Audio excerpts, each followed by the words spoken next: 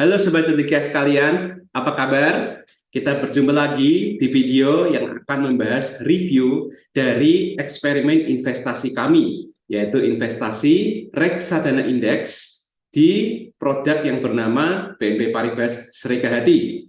Sebenarnya eksperimen ini sudah berjalan lama, ya, dan bagi para Sobat Cendekia yang baru saja menemukan video ini, ya, kami akan menceritakan kelas baliknya dulu. Jadi pada tanggal 1 Mei 2023 kami itu mengadakan eksperimen nabung reksadana indeks 10.000 per hari. Tidak peduli itu hari kerja maupun hari Sabtu Minggu. Yang penting kita memasukkan 10.000 setiap hari dari tanggal 1 Mei 2023 hingga 31 Desember 2023. Nah, dan ini kita sudah lama sekali ya tidak melakukan review karena pada video sebelumnya terkait dengan eksperimen ini saya sudah mengungkapkan bahwa agar efisien, ya lebih efisien, maka review akan dilakukan bukan seminggu sekali lagi, tetapi sebulan sekali. Ya, jadi Mei, Juni sudah dibahas secara mingguan. Nah, pada video kali ini kita akan melihat ya bagaimana hasil investasi sepanjang bulan Juli ya. Terus kemudian saya akan memberikan beberapa komentar ya terkait saham-saham apa saja yang berpengaruh untuk bulan ini, dan kemudian kita bandingkan ya BNP Paribas Srikahati dengan IHSG, LQ45, IDX 30, dan kemudian dibandingkan dengan portfolio investasi dengan metode dollar cost averaging yang dilakukan oleh Cendekia Financial Center di sini ya. Nah, jadi itu sedikit pengantar kelas balik untuk Sobat Cendekia yang baru saja tahu ada video ini.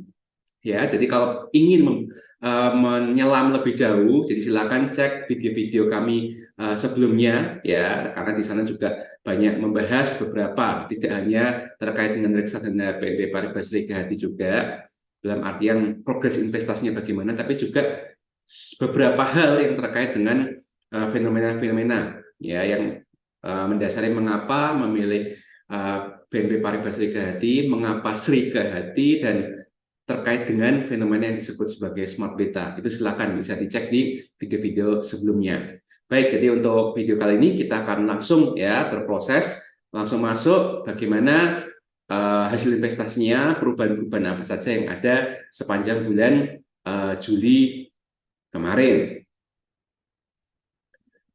Baik, jadi ini untuk sekarang ini saya akan sharing ya, sharing yang terkait dengan fun fact sheet ya, fun fact sheet dari BNP Paribas Srikahati. Dan seharusnya memang saya inginnya adalah bulan Juli ya, tapi di sini awal bulan Agustus belum ada rilisan terbaru ya dari BNP Paribas Srikahati untuk fun fact sheet-nya, dan sekarang jadinya kita mungkin lihat dari bulan Juni dulu.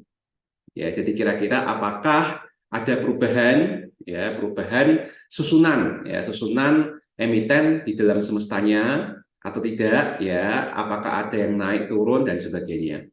Nah, mungkin dari yang bisa kita bahas secara langsung di sini adalah ini ya, yang pertama komposisi portofolio. Jadi kemarin di video-video sebelumnya yang masih terkait bulan Mei dan terkait dengan bulan Juni, itu kebanyakan komposisi portfolio itu agak aneh ya, karena saham ini lebih dari 100%, sementara kasnya itu minus ya, dan sudah saya jawab alasannya kenapa di video sebelumnya. Tapi secara TLDR ya, kalau misalnya pengen segala cepat, alasan dari sananya ya ketika ditanya itu adalah karena pada tanggal 30-31 tersebut itu ada settlement yang belum terselesaikan ya, artinya clearing yang belum terselesaikan, sehingga seolah-olah sahamnya itu di atas 100%, kasnya minus, padahal sebenarnya ya ini kalau dijumlah itu harusnya 100%, cuma nggak sampai lebih dari 100% seperti itu. Nah, untuk bulan Juni ya, untuk bulan Juni sendiri kita lihat ya bahwa di sini ada perubahan ya, perubahan dan hampir semuanya turun ya, terus saja turun ya, terus saja turun karena di beberapa fund fact sheet di bulan-bulan lalu, ya Mei dan April ketika dibandingkan tuh sahamnya masih di atas 100%. Nah, ini sahamnya sudah 98% atau di bawah 100%. Maka memang logikanya dalam laporannya jika dibandingkan dengan Mei yang over, ya over apa? Over allocated, ya itu pasti akan turun, ya. Tapi kalau dari kita membahas dari segi ranking, ya ranking saham-saham apa saja yang patut diperhatikan dalam semesta indeks Serikahadi, tetap sama, ya, yaitu 6 perusahaan yang kita kenal sebagai 4 bank besar buku 4, ya, serta 2 perusahaan yang memang sudah sangat terkenal sejak zaman dulu, yaitu Bank Mandiri, Bank BCA, Bank BRI, Bank BNI, Astra Internasional, dan Telkom Indonesia. Dari segi urutan ini agak sedikit berubah, ya, seperti pada video-video sebelumnya bahwa Astra Internasional dan Bank BNI itu adalah forever number 5 dan forever number 6. Ya, peringkat 5, peringkat 6 itu pasti mereka. Sementara peringkat 1, 2, 3, 4 itu pasti biasanya bergantian antara BCA, Mandiri, BRI, dan Telkom. Nah, bulan Juni sekarang bagaimana peringkatnya? Nah, kalau kita lihat di sini peringkat pertama ternyata untuk posisi per Juni, ya, per Juni 2023 itu Bank Mandiri yang paling banyak alokasinya, yaitu 15,09%. Ya, ini turun 2% dibandingkan bulan lalu, ya. Mungkin sudah pada dijual jadi kas gitu, ya. Terus kemudian yang peringkat kedua Bank Sentral Asia, ya. Ini juga 14,91%, turun dari Mei kemarin, ya, supaya tidak over allocated lagi. Kemudian ini, ya, biasanya Telkom ini peringkat keempat tapi sekarang naik, ya, jadi peringkat ketiga. Peringkat ketiga adalah Telkom, alokasinya 14,72%, dan Bank BRI yang biasanya peringkat 1, peringkat 2 sekarang ada di peringkat 4 dengan 14,67%. Tapi kalau kita perhatikan nggak terlalu jauh-jauh amat, ya. Ya, bedanya di antara peringkat 1, 2, 3, 4, ya, itu hanya sekitar 0, berapa, nggak sampai 1%, ya, peringkat selisihnya. Tapi kalau sudah masuk ke Astra, BNI, itu jauh, ya. Kalau kita lihat Bank BRI dengan Astra Internasional terpautnya 3,6% sendiri. Kemudian Astra ke BNI itu, nih ya, Astra dan BNI itu terkait 5%-an, 5%. Habis itu semuanya tinggal 3%, 2%, 2%, 2%. Ya, sekali lagi, dalam berinvestasi di reksadana indeks BNP Paribas Serikahati, itu kalau misalnya masih terganggu pikirannya, mau lihat harga-harga saham, ya fokus saja ke 6 saham ini, ya, atau bahkan mungkin lebih disempitin lagi jadi 4 saham, ya, 4 saham yang peringkat teratas, ya. Jadi bisa dikatakan ini memang indeks Serikahati itu adalah concentrated portfolio, ya, dan di sepanjang literatur ilmiah, ya, yang saya baca, ya, di tingkat-tingkat Scopus, ya, itu memang manajer investasi, ya, entah dia ngopi indeks atau dia itu tidak ngopi indeks, ya, itu memang kinerjanya, ya, bisa cenderung lebih baik daripada manajer investasi lain. Salah satu cirinya adalah dia melakukan konsentrasi portfolio. Nah, cuma kalau BNP Paribas Serikahati itu copas indeksnya dan dilalah indeksnya sendiri juga terkonsentrasi, maka mungkin kita bisa ini cari, ya, reksadana apa saja, reksadana saham, ya, bukan reksadana indeks yang dia itu juga konsentrasi. Begitu. Kalau nggak ada gimana? Ya sudah, ya, beli aja sahamnya sendiri. Ya, bahkan kalau perlu ya sudah, nggak perlu beli indeks Serikahati seperti ini, langsung aja beli 6 saham ini, tinggal tidur selesai. Biasanya begitu, ya. Tapi sekali lagi itu keputusan Anda masing-masing. Di sini kita akan fokusnya bahas reksadananya, ya. Nah, kemudian pertanyaan selanjutnya adalah saham-saham apa saja sih yang bikin indeks ini tuh terkerek naik atau terkerek turun, ya, sepanjang sejarahnya, historisnya, kinerjanya itu seperti apa, ya. Nah, kalau kita lihat sepanjang bulan Juli, ya, kita membahas bulan Juli, ya, dari tanggal 1 sampai 31 Juli itu kita ada sekitar 14, ya, 14 saham yang positif, kita menyebutnya the gainers, ya. Jadi kalau kita lihat di antara 14 ini, Bank Mandiri ya yang per 30 Juni ya, anggap aja itu acuan kita untuk bulan Juli ya, itu yang menempati peringkat pertama alokasi terbesar itu naik sebesar 10%.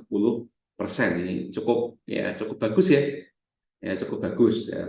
Kemudian Bank BRI yang menempati peringkat keempat itu juga naik 4%. Ini juga masih lumayan bagus juga ya, karena ya sepanjang semester pertama BRI itu sudah terlanjur naik duluan ya, maka di sini naiknya juga udah agak sedikit. Sementara Bank Mandiri baru mulai melaju lagi. Ya, dan ini banyak orang bilang, wah ini BRI salip-salipan. Ya, secara harga iya, tapi secara valuasi kinerja itu bisa berbeda. Ya, terus kira-kira apa lagi yang bisa kita cermati di pada gainers ini? Kalau saya sekali lagi masih ada asa internasional walaupun ini nggak signifikan ya. Peringkat 5 ya terbesar masih 2 digit alokasinya, tetapi dia naik 1,1%. Nah, bagi saya yang ini agak bias juga ya karena saya punya barangnya yaitu United Tractor ya.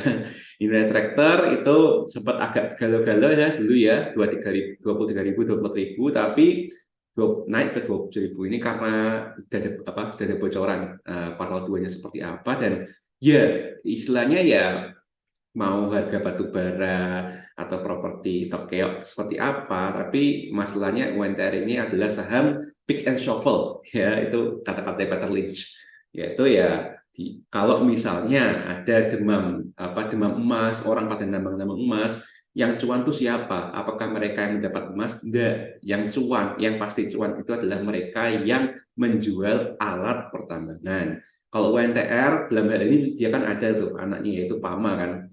Itu saya tahu sedikit ada ini ya, ada koneksi yang bersaing dengan PAMA.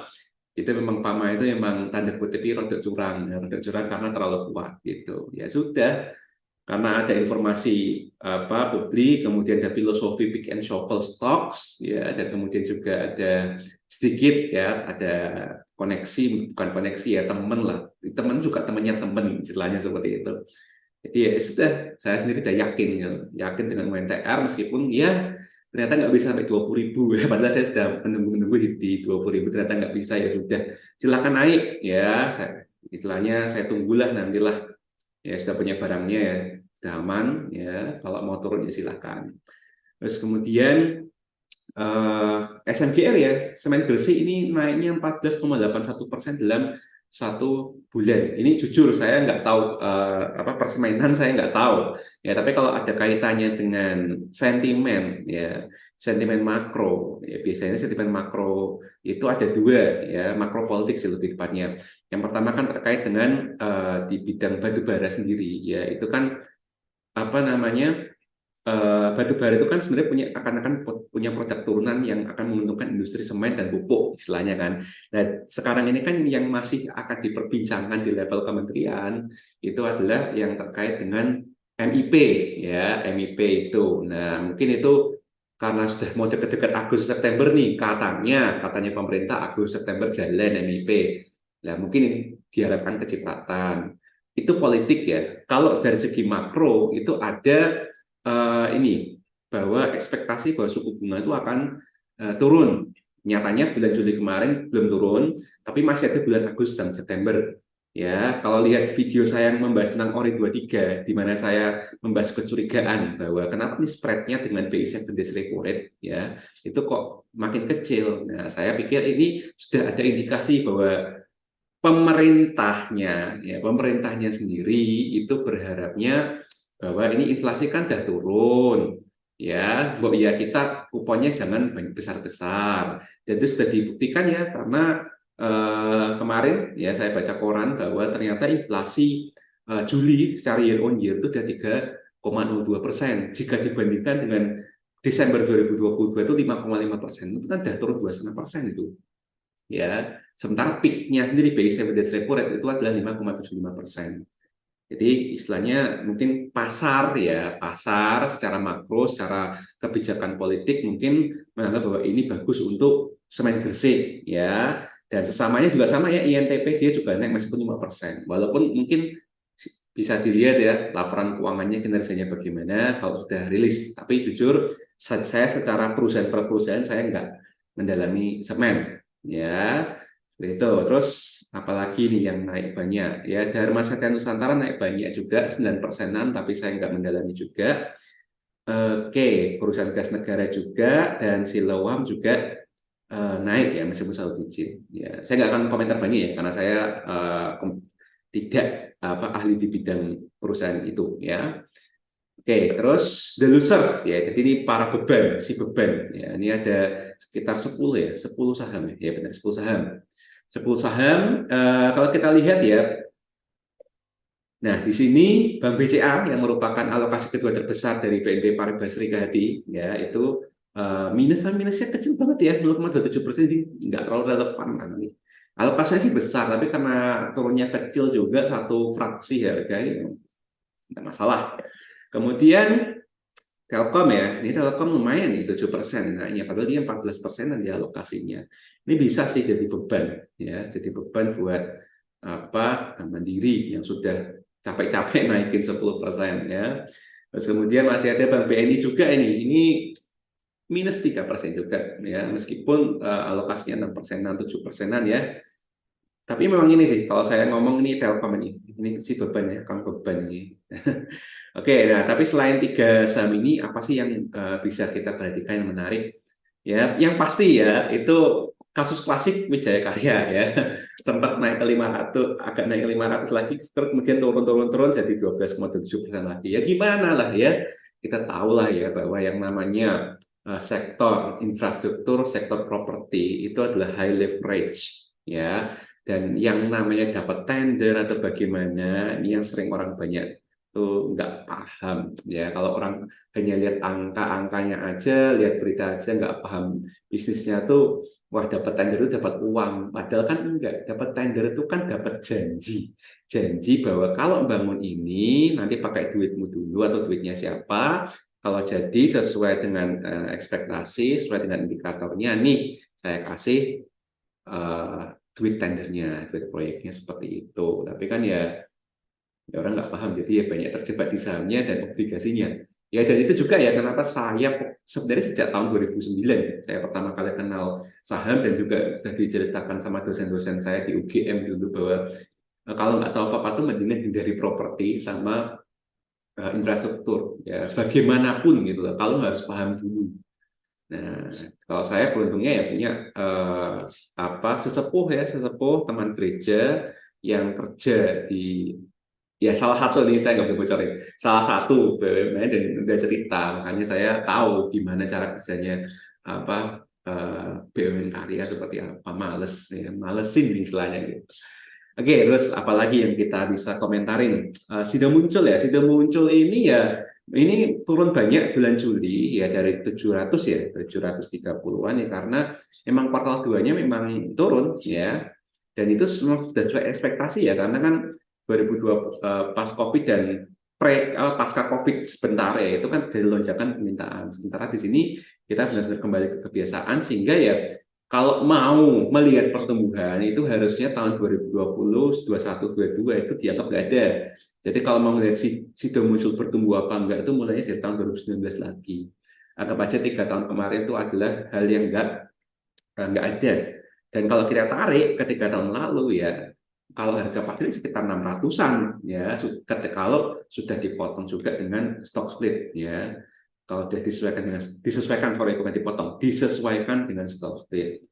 Nah, kalau misal harga wajarnya dengan model seperti ini berapa? Kalau saya sih ya, saya cuma punya sedikit, itu pun ya itu hasil jual waktu masih 900 itu sudah saya jual, dan ya nggak ini sih nggak turun-turun. Dulu 500 saya pengen belinya, tapi 400 lah.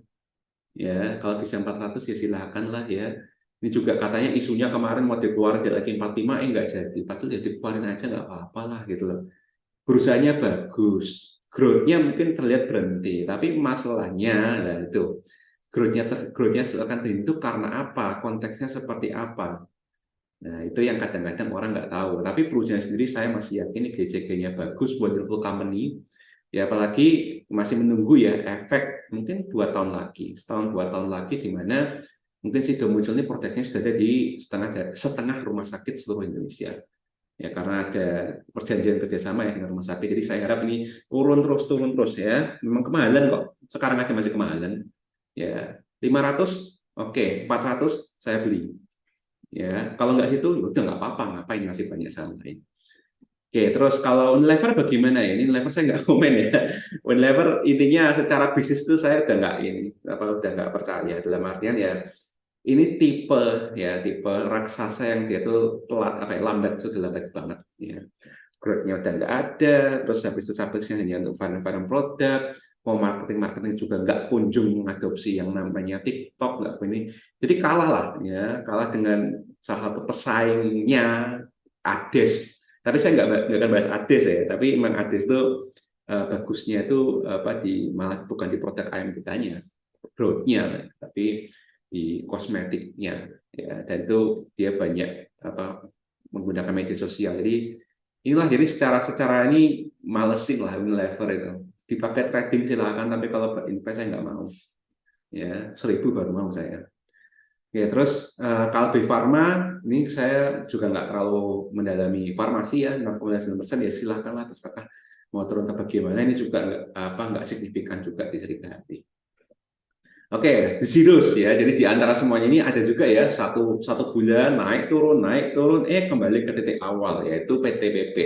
Ini saya juga nggak mau komentar ya. Intinya ini saham yang saya hindari. Tapi kalau terlanjur ada, ya sudah ya, di BNP Paribas Serikati.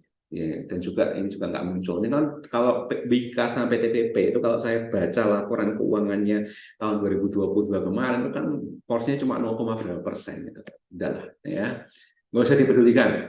Nah, kita lihat ya, ini pertumbuhan pada bulan ketiga, yaitu bulan ketiga kita eksperimen, yaitu sepanjang bulan Juli. Nah, kalau kita lihat di sini, ya, ternyata BNP Paribas Serikati itu kinerjanya untuk pertama kalinya, ya, kita bilang untuk pertama kalinya. Untuk pertama kalinya itu bisa kalah dengan IHSG.